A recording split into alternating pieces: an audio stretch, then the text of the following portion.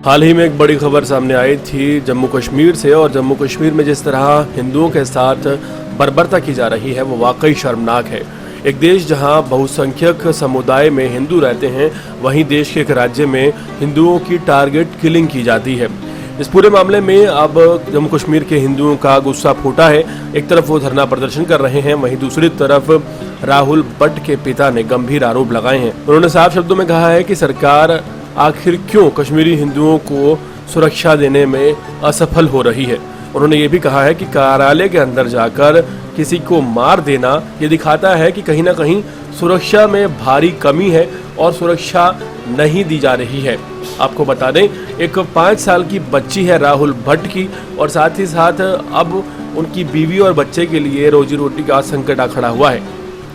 राहुल भट्ट के पिता ने बयान में कहा है कि कश्मीरी पंडित घाटी में तिरंगा थामने की सजा भुगत रहे हैं।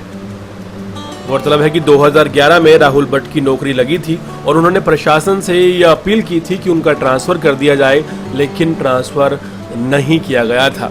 वहीं आपको बता दें, सबसे ज़्यादा हैरान करने वाली बात यह है कि बड़गांव के चुड़ारा तहसील में एक कर्मचारी, एक क्लर्क के तौर पर काम करते राहुल भट्ट, और उनकी हत्या के बाद उनके घर में शोक फैला है। और दूसरी बात यह है कि जिस वक्त वो अपने ऑफिस में मौजूद थे बड़गांव के चड़ौली तहसील में, उस वक्त उस तहसील के अंदर आतंकवादी कैसे दाखिल हो जाते हैं और तहसील के अंदर जाकर वो टारगेट किलिंग कर देते हैं।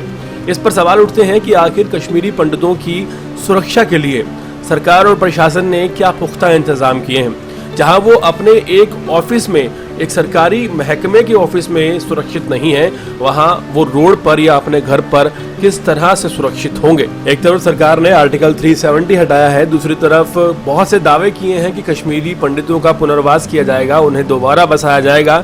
लेकिन सवाल ये है कि जो कश्मीरी पंडित 1990 के नरसंहार के बाद भी वहां डटे हुए हैं, उन लोगों के लिए, उन कश्मीरी हिंदुओं के लिए आखिर सरकार क्या कदम उठा रही है। और अगर एक कश्मीरी हिंदू जो कि तहसील ऑफिसर में है और अपने ऑफिस में बैठा है, वहां जाकर टारगेट किलिंग कर दी जाती है, तो आप सोचिए कि जो लोग सड़क पे होंगे और जो कश्मीरी किसी महकमे से जुड़े नहीं होंगे, जो कि कश्मीरी पंडित हैं बेसिकली, उनकी सुरक्षा की जिम्मेदारी कौन लेगा। हाल फिलहाल की अगर बात की जाए तो जम्मू कश्मीर में राहुल भट्ट की हत्या पर कश्मीरी पंडितों का गुस्सा फूटा है। सरकार से सुरक्षा पर उन्होंने कई तीखे सवाल किए हैं और हाईवे को जाम कर दिया है। रात भर से राहुल भट्ट की हत्या का विरोध जारी है और जिस तरह से टारगेट किलिंग की जा रही है, पुलवामा में पुलिस कर्मियों को आतंकियों ने मारा और 15 घंटे के भीतर एक दूसरी घटना को अंजाम दिया गया, ये वाकई चौंकाने वाला है। राहुल भट्ट के पिता ने कहा है कि बेटे ने तबादले के लिए आवेदन किया था